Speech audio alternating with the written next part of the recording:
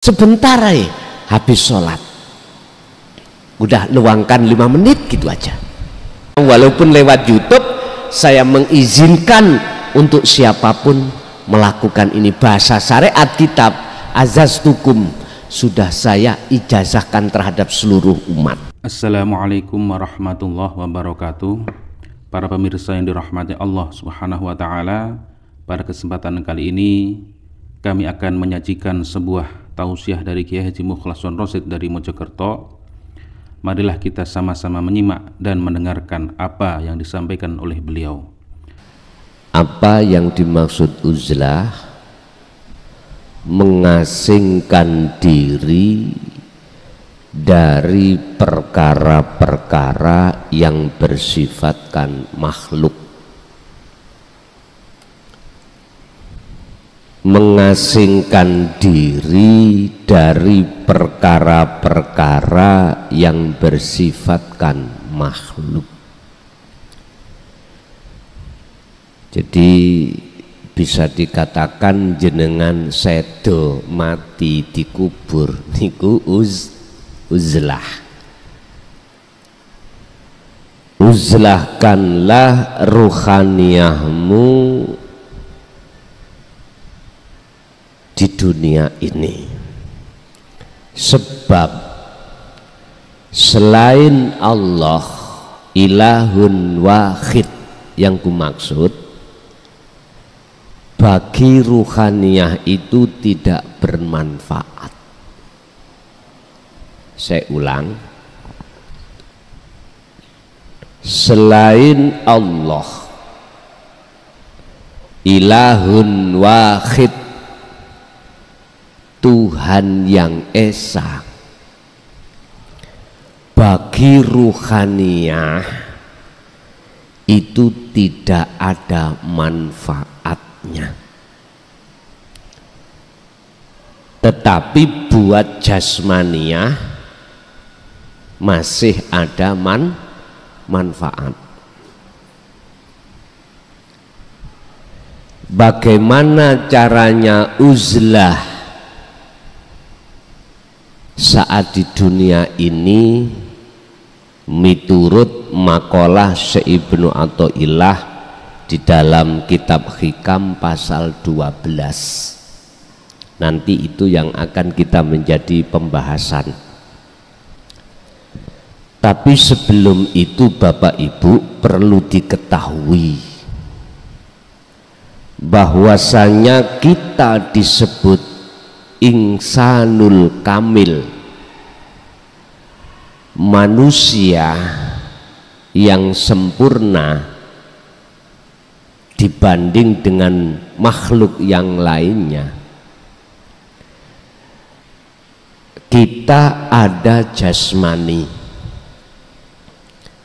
dan jasmani ini meliputi berbagai macam nama anggota badan. Ada kepala, ada leher, ada tangan, ada kaki, ada perut, atau bahasa ringkas kulit, daging, balung, darah. Kulit, daging, balung itu tulang, darah.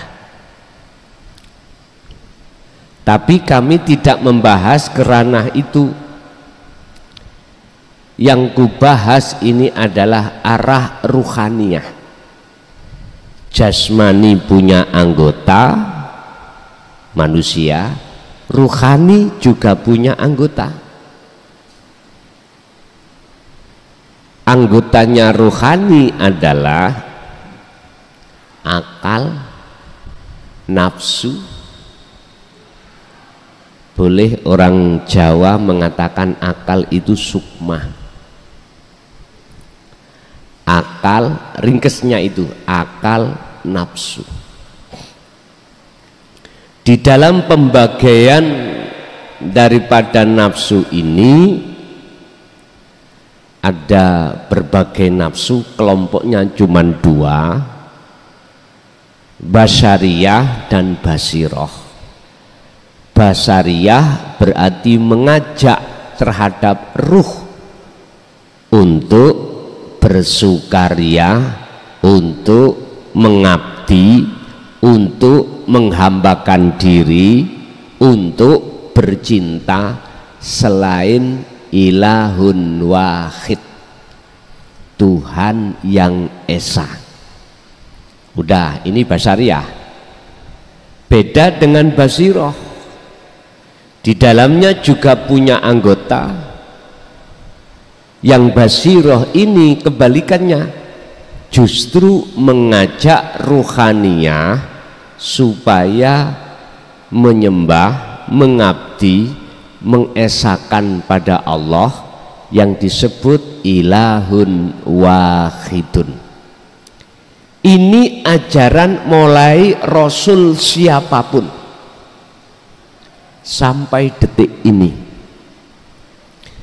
tentang ilahun wahidun jarang yang mau membuka, yang alasannya banyak yang menolak.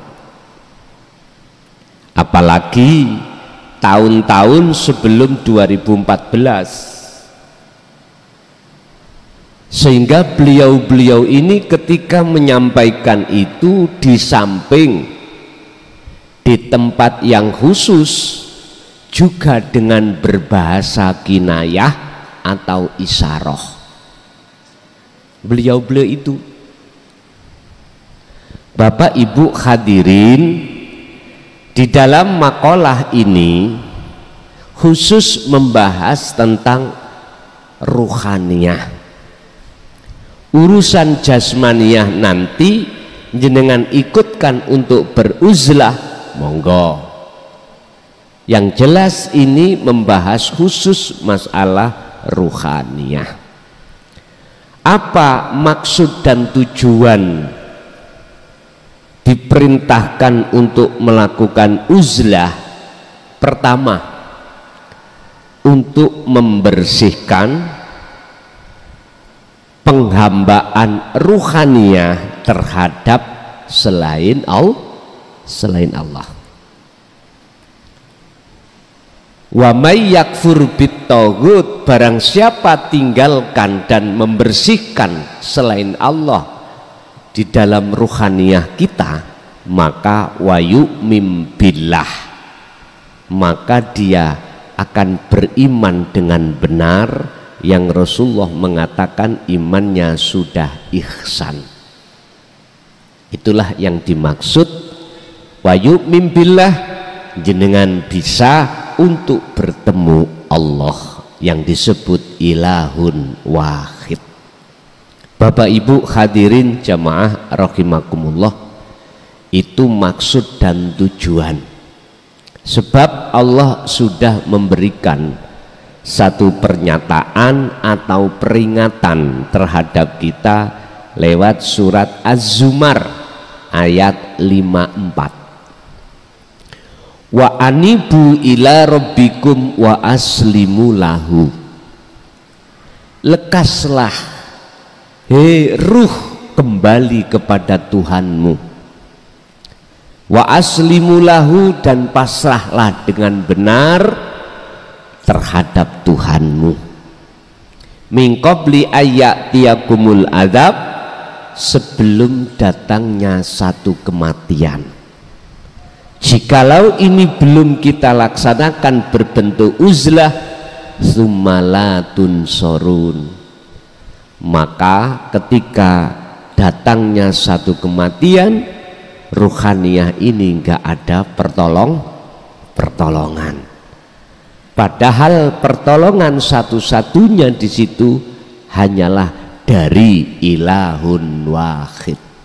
Mohal Allah akan menolong terhadap satu jiwa manusia, wong jiwa manusia manakala memungsui Allah, tidak mau. Bon, niki acuan dalam Qur'annya mengapa kita diperintahkan untuk lekas mengadakan uzlah. Qala musannifu rahimahullah, ma nafa'a ora ono manfaate. Niki, ma nafa'a ora ono manfaate al-qalba ing ati. Al-qalba maksudnya ruhaniyah jenengan. Apa sing ora ono manfaate? Sayun, suwiji-wiji. Maksudnya sayun adalah selain Allah. Selain Allah itu tidak ada manfaat sama sekali bagi ruh kita, bagi hati kita. Mithlu uzlatin kang madani uzlah. Uzlah itu tadi saya katakan, meninggalkan gebyarnya dunia untuk menuju bertemu Allah. Itulah uzlah. Kalau bahasa umum, uzlah itu jenengan harus meninggalkan pergaulan-pergaulan terhadap orang lain. Yang asalnya kita kerja, mohon maaf, secara fisik jenengan nggak mau kerja. Ini kan nanti akan jadi fitnah, gitu. Bagaimana anak kita, bagaimana suami istri kita kalau seperti itu. Tapi ada yang memaknai seperti itu, sak fisiknya, sekalian fisiknya, ada seperti itu. Yang kita biasanya sholatnya di masjid jamaah dengan orang lain, nggak mau, sholat sendiri di rumah. Yang biasanya kita ngopi bareng sama teman-teman, kita tinggalkan. Yang asalnya kita itu selalu berkomunikasi dengan anak istri, kita sudah tidak mau. Ada yang mengartikan uzlah itu tidak hanya secara ruhaniyah tapi harus jasmaniyah sekalian. Ada yang seperti itu. Tapi kami tidak memberikan arahan untuk seperti itu, kecuali ada waktu-waktu yang tertentu nanti, dan itu penting. Bon, yadkhulu kang mlebu sapa man atau orang biha kelawan uzlah maidana fikrotin ing dalem lapangane mikir. Artinya ketika jenengan ini meninggalkan pergaulan urusan duniawiyah, jenengan iki mikir-mikir apa yang menjadi ciptaan Allah. Satu misal, Allah nyiptakno angin lewat kipas angin, kok bisa ya isis, kok jadi dingin, itu diangen-angen. Hati mikir-mikir supaya kita bisa tambah dekat pada Allah. Ini bahasa umum. Kita mikir apa Allah menciptakan langit dan bumi itu apa ya maksudnya? Inna fi khalqis samawati wal ardi wa ikhtilafil laili wan nahar la ayatil liulil albab. Surat Ali Imran ayat 190. Apa ya maksud Allah menciptakan langit, bumi, ada siang, ada malam. Jenengan mikir-mikir di situ. Yang maksud tujuannya adalah pendekatan diri kepada Allah, ini secara umum. Tapi yang kumaksud dalam makalah ini nanti secara ruhaniyah. Itu bagaimana maksudnya uzlah itu? Angen-angen mikir-mikir itu bagaimana? Ngeten Pak Bu. Kalau toh tujuan uzlah adalah pembersihan diri dari segala hijab tutupnya hati, penghalangnya ruhaniyah pada Allah, maka jenengan wajib hukumnya membawa zikir untuk menyadarkan ruhaniyah bahwasanya selain Allah itu la maujudan, selain Allah itu aslinya tidak ada.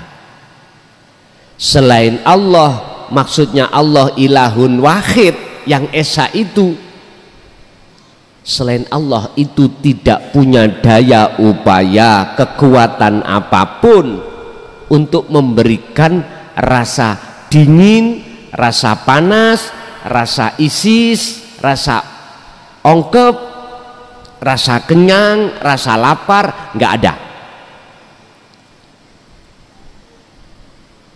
Bapak Ibu, Allah sampun dawuh lewat surah Al-Ahzab ya, ayat 41-42. Ya ayyuhalladzina amanu dzkurullaha dzikran katsiran. Wahai orang-orang yang beriman, ingatlah pada Tuhanmu dengan ingat yang sebenar-benarnya ingat. Dzikran katsiran. Begitu juga dengan sebanyak-banyaknya. Ayat ini yang kami urai lafadz dzikron. Dzikir yang sebenar-benarnya dzikir itu bagaimana? Sebab inilah modal untuk panjenengan bisa uzlah, pembersihan diri dan bertemu Allah. Dzikron, dengan dzikir yang sebenar-benarnya. Bagaimana? Kata-kata dzikir adalah ingat secara lugat. Secara istilah, di dalam hati sampean itu mengingati, menyadari bahwasanya apa yang terjadi, apapun yang terjadi itu sang berperan, isim fa'ilnya, subjeknya hanyalah ilahun wahid. Hati sampean harus ada iman atau rasa mengimankan, merasakan kehadiran ilahun wahid yang berperan. Selain itu sudah tidak ada. Inilah yang kumaksud dzikir. Dan ini tidak harus diucap dengan isimnya atau namanya umat Islam Allah, tidak. Baik secara lesan maupun secara hati, tetapi dirasa. Sebab di dalam ruh itu ada iman atau rasa yang Rasulullah mengatakan imanul haq itulah ihsan. Terus di dalam ihsan itu ada nur makrifat atau cahaya. Terus di dalam cahaya itu ada ilahun wahid yang kita umat Islam menyebut wujudnya Allah.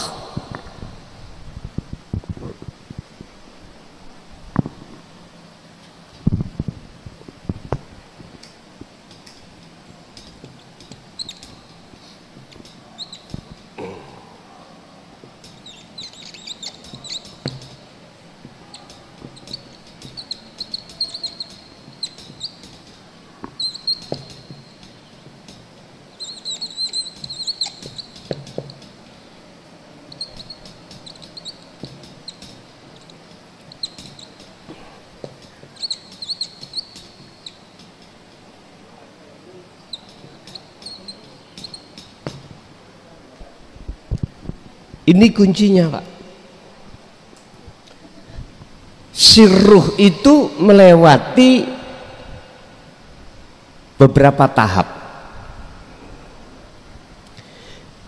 Ruh bisa ihsan imannya manakala ruh ini sudah dipahamkan kalimat tauhid la ilaha illa anta subhanaka inni kuntu minadz zalimin. Di situ artinya Allah itu sudah terasa dekat bagi jenengan. Allah akan terasa dekat bagi hati jenengan apabila dalam hati sampan itu ada iman, ada rasa, selain Allah itu tiada. Selain Allah itu tidak punya daya upaya, kekuatan apapun. La haula wala quwata illa billah. Baru disitulah iman sampean dikatakan ihsan. Kata Rasulullah, ihsan ini ketika kau beraktivitas apapun dalam hal menyembah kepada Allah, hati jenengan seakan-akan bisa melihat wujudnya Allah. Fa illam taro, apabila tidak bisa melihat wujudnya Allah, maka hati Anda terasa bahwasanya Anda selalu dilihat oleh Allah. Ini tarkib definisi daripada ihsan. Kalau ini sudah ngembang, sudah ada dalam hati jenengan, tinggal satu langkah untuk mencapai nur makrifat, cahaya. Apa nur makrifat itu? Rahmat. Ingat, nur makrifat ini Allah berikan terhadap hanya hamba yang dikehendaki, tidak semua hamba. Apakah hamba yang harus punya nasab bagus? No, tidak harus. Apakah hamba itu selalu kemana-mana itu, mohon maaf ya, alim syariatnya? Belum tentu. Tolong dibuka di dalam surat An-Nur ayat 35. Di dalam ayat itu di tengah-tengah Allah berkata, nurun ala nurin yahdillahu linurihi mayyasha. Nurun utawi cahaya iku ala nurin, di atas cahaya. Di atas cahaya itu ada cahaya lagi. Artinya nur itu ada dua, nurullah dengan nur makrifat. Nur makrifat niki daqaiqul asror. Apa daqaiqul asror? Lembut-lembute ilmu makrifat untuk mengetahui Allah, rahasia Allah. Niku daqaiqul asror itu ada di situ. Nurun ala nurin yahdi iku yahdi, paring petunjuk sapa Allahu Gusti Allah binurihi kelawan piro-piro, binurihi kelawan cahayane Allah, ai nur makrifat man ing wong yasa'u kang ngersakake sapa Allah ing man. Artinya cahaya makrifat ini akan Allah letakkan di dalam hati hamba yang dikehendaki. Niki prosesnya. Hamba yang bagaimana yang dikasih Allah nur makrifat? Sama Az-Zumar ayat 18. Kalau nggak salah tolong nanti diingatkan kalau salah penyebutan surat. Az-Zumar 18.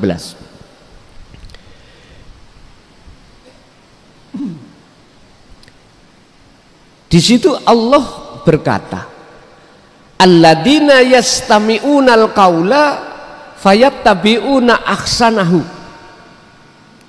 Dialah mereka yang sudah mendengarkan telinganya ajaran Rasulullah di jalur dinul haq ini, la ilaha illa anta. Dialah mereka yang sudah mendengarkan telinganya dan memahami sekaligus mengakui itu datangnya dari Allah al-haq dan menimbulkan satu keimanan, fayattabi'una ahsanahu, dan mereka mengikuti. Berarti dia di samping mendengarkan, dia terima ajaran itu, lalu berimanlah dia, lalu wa amilus sholihah, dia meraktekno imane berbentuk kholwat atau uzlah.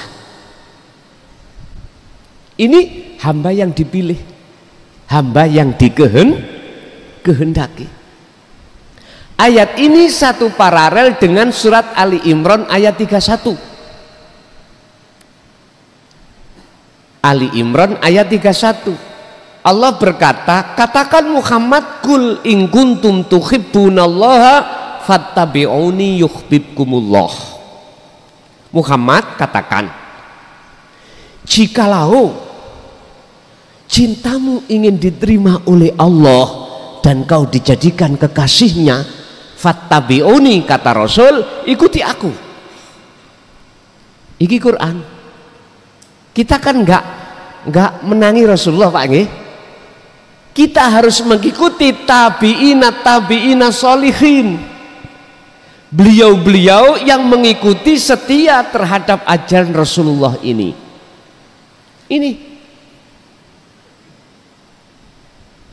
Bapak Ibu hadirin jamaah rahimakumullah, kembali kepada keterangan Nur Ma'rifat. Jikalau jenengan ini tidak hanya mengikuti ajaran Rasulullah di dalam taklim muta'alim saja, tetapi juga pengamalan, pempraktekan, maka jenengan inilah yang dikatakan atiullaha wa atiur Rasul. Taat pada Allah iku yo taat pada Rasul, mengamalkan.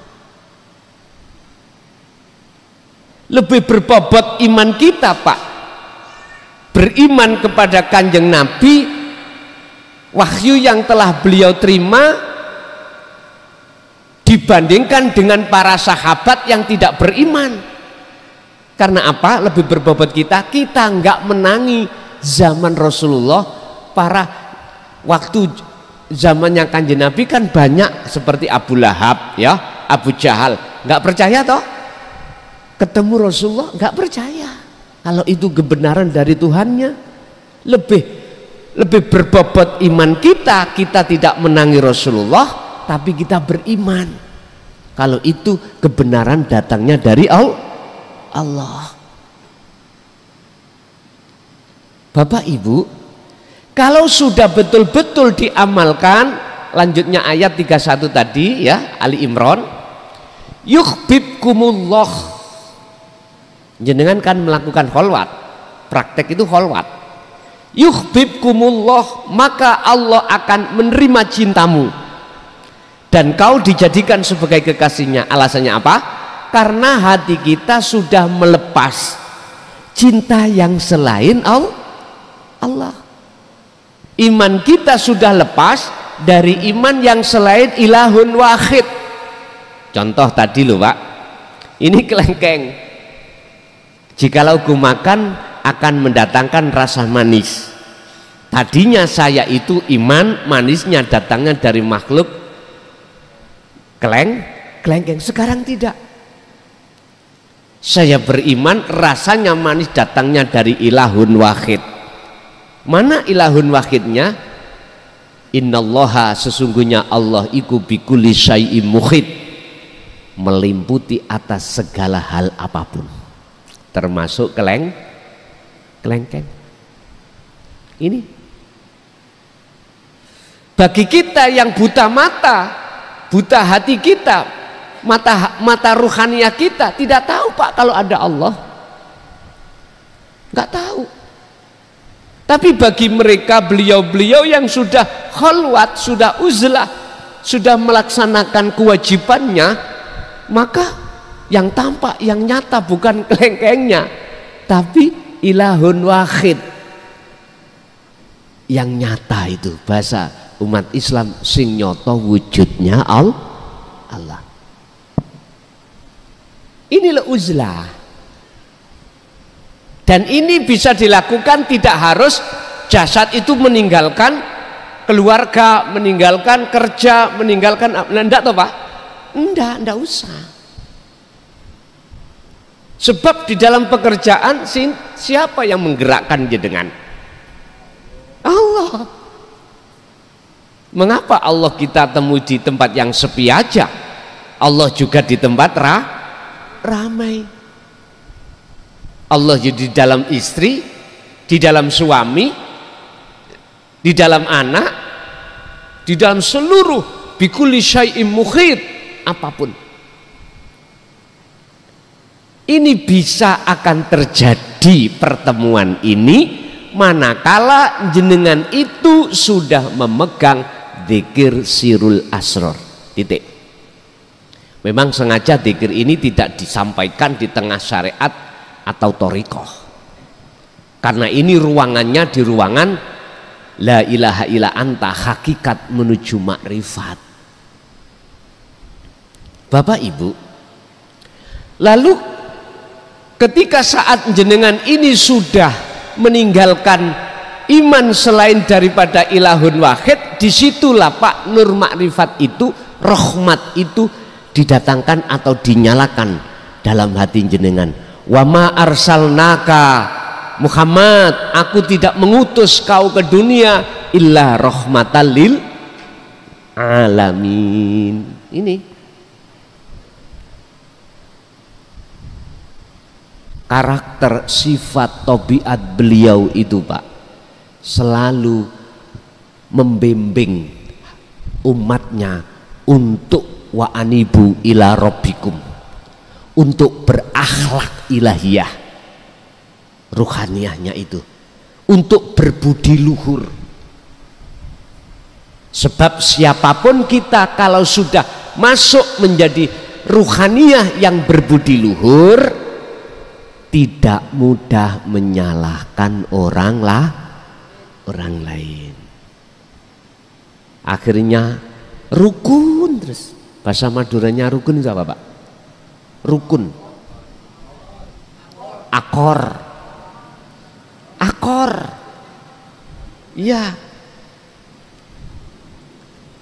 Walaupun dagangannya itu laris, tetangganya nggak pernah ada hati sakit, hasut, nggak pernah, karena dia melihat semua itu yang mengatur Allah, melihat Allahnya.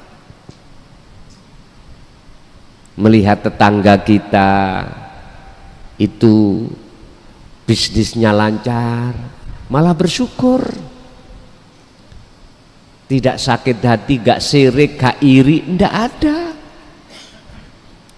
Estu Pak, ini Rasulullah yang beliau tanamkan terhadap umatnya. Illa rahmatan lil alamin. Tidak hanya terhadap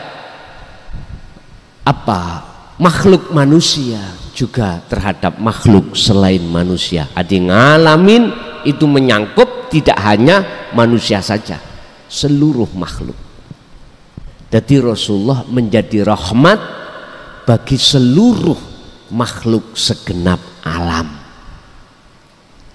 Bon, jikalau betul-betul itu sudah nyala nur makrifat, detik itu juga nyata, yang nyatanya ilahun wahid, itulah yang nyata wujudnya Allah miturut pandangan mata ruhaniah jenengan. Kalau pandangan basariyah mata fisik ya wujud Pak, gini-gini wujud. Yo manfaati uang, manfaati sepeda, manfaati bisa aweh manfaat terhadap jasmania selain Allah itu. Tapi tidak kita sadari di seluruh makhluk itu dilimputi Allah. Sebenarnya malakum dzarrau wala naf'an. Selain Allah nggak bisa memberikan manfaat atau mudarat ini kalau sadar. Bapak Ibu, bagaimana dan kapan kita melakukan uzlah? Pun dilanjut surat Al-Ahzab 42 ayat 42, tadi 41. Wasabbihuhu bukratan wa asila. Bersihkanlah ruhaniyahmu dari perkara-perkara selain Allah, biar yang nyata itu Allahnya, dengan cara berzikirlah terus menerus. Bukrotan, baik dikala waktu siang, wa asilan, sore, maksudnya malam. Artinya 24 jam ini Bapak Ibu, kita itu dikasih Allah waktu 24 jam dibagi 2, siang dan malam. Artinya jasmani kita itu repot urusan dunia, kerja, bersama teman, bersama istri, anak. Tapi di situ fasabbihuhu, jenengan disuruh untuk medui Allah. Otomatis dengan cara jangan kau pandang istrimu dari sisi makhluk, jangan kau pandang suami, anak atau makhluk lain dari sisi makhluknya, jangan. Tapi pandanglah hatimu lewat sirul asror. Pertama adalah rasa iman, semuanya itu adanya Allah Subhanahu wa ta'ala yang berperan, yang apapun yang ngelayani jenengan, yang apapun tanpa kecuali. Ini caranya.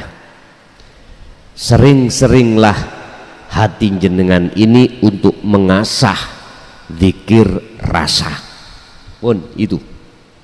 Nanti kalau Allah sudah menghitung sendiri zikir jenengan di su'aul basyirah rasa itu, maka Allah akan memindahkan ainul basyirah, otomatis menyalakan nur makrifat dalam hati jenengan.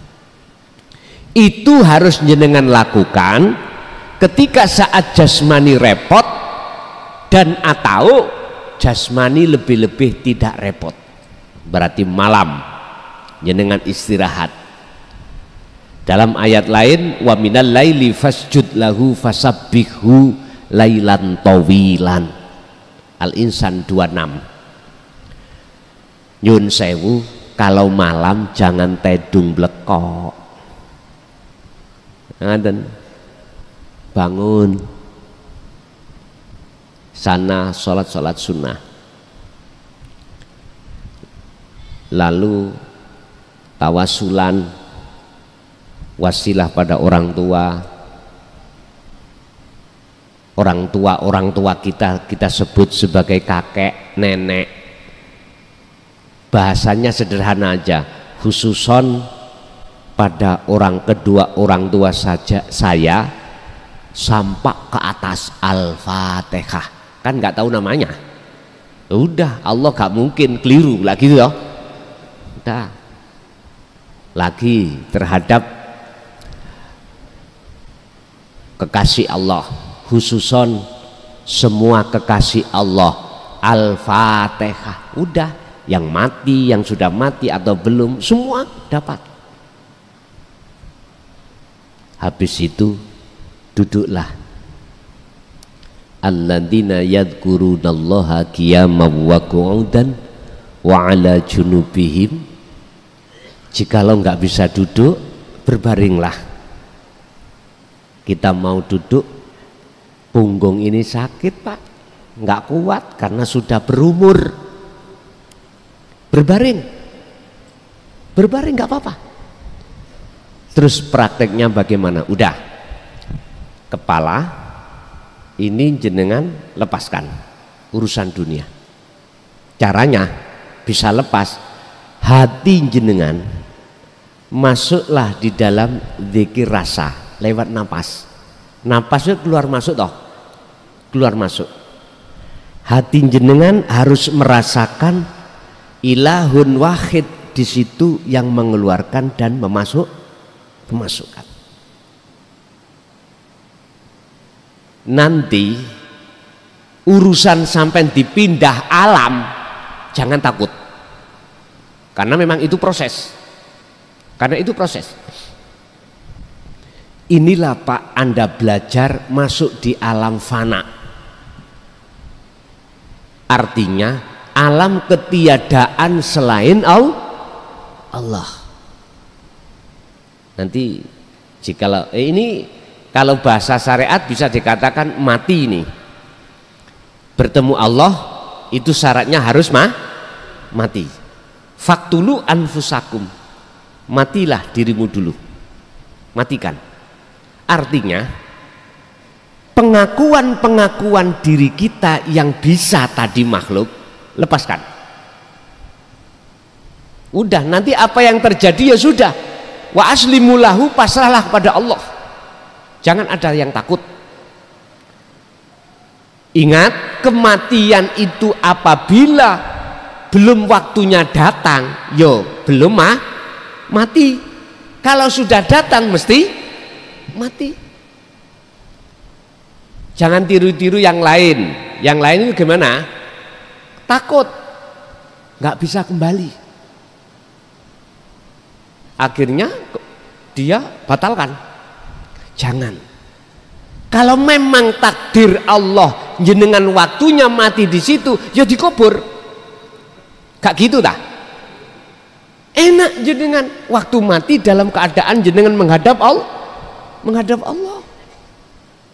Yang jelas, idza jaa ajaluhum la yastakhiruna sa'ah wa la yastaqdimun. Ketika itu datang nggak bisa diakhirkan, dimundurkan atau dimaju. Namanya kematian, kullu nafsin dha'iqatul, mesti terjadi. Ngapain harus takut? Lebih-lebih proses sampai uzlah bagus. Ada yang masih takut Pak, karena tahu kejadiannya ruhaninya keluar dari jasad, lalu naik ke langit 7. Wah, ketakutan Pak. Udah, kembali aja. Khawatir, takut. Ada yang masuk di dalam alam gelap dulu. Ini kalau jenengan ese sulit, nggak apa-apa, temui saya. 2 detik, 5 detik mati, nggak apa-apa, biar tahu merasakan kematian. Tapi sampean coba dulu ya, proses itu. Kalau susah temui saya, nanti jenengan tak hantarkan untuk mati. Wis gak usah lama-lama, 5 menit aja. Lah nanti kalau kebablasan gimana? Ya dikubur. Hanya apa susah-susah? Gak gitu tak Pak? Tapi percayalah, kalau belum waktunya jenengan mati, ya tidak akan pernah mati. Cuman ingin tahu rasanya orang mati gimana sih, gitu loh. Ingin tahu rasanya melepaskan. Faktulu anfusakum. Surat Al-Baqarah ayat 54. Itu proses umat Nabi Musa menjadikan anak sapi dijadikan Tuhan. Yaitu tadi, anak sapi ku kinayah, jenengan kali kula menjadikan selain ilahun wahid sebagai Tuhan. Itu anak sapi. Fatubu ila bari'ikum faktulu anfusakum.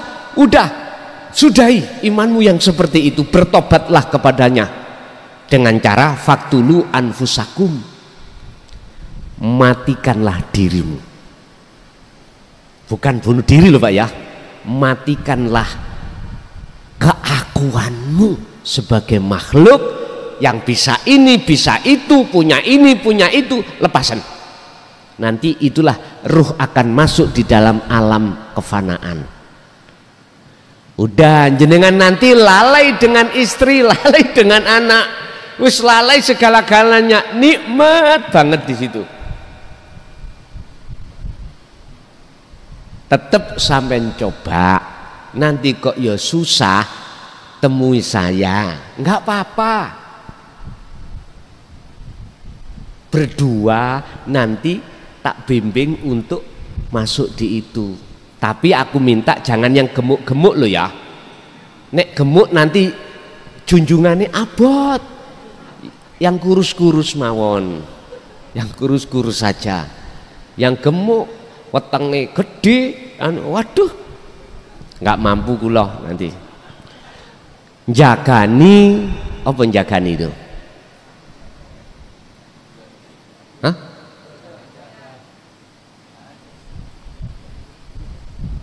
Apa ya? Apa bahasa Indonesianya jagani itu? Jagani PPE bablas game over gitu loh. Jaga-jaga. Jaga-jaga, nanti kalau game over ya loh. Kalau kurus kan gampang Pak, junjungannya enteng. Tapi tetap. Terus bagaimana cara saya melakukan? Itu tadi waktu-waktu. Alladzina yadhkurunallaha qiyaman, dengan berdiri bisa, gak bisa berdiri, wa qu'udan dengan duduk, nggak bisa dengan duduk, wa ala junubihim dengan berbaring. Enak berbaring Pak, mesisan tidur. Nggih, mesisan tidur.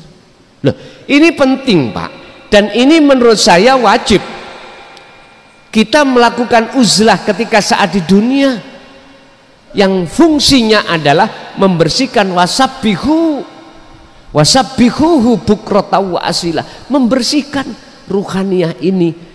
Allah sing ngawakeh yang banyak tadi loh kita bersihkan biar menuju Allah Kang Ahad. Begitulah. Jadi bukrata wa asilan, waktu jenengan kerja bisa, waktu jenengan tidak kerja juga bisa.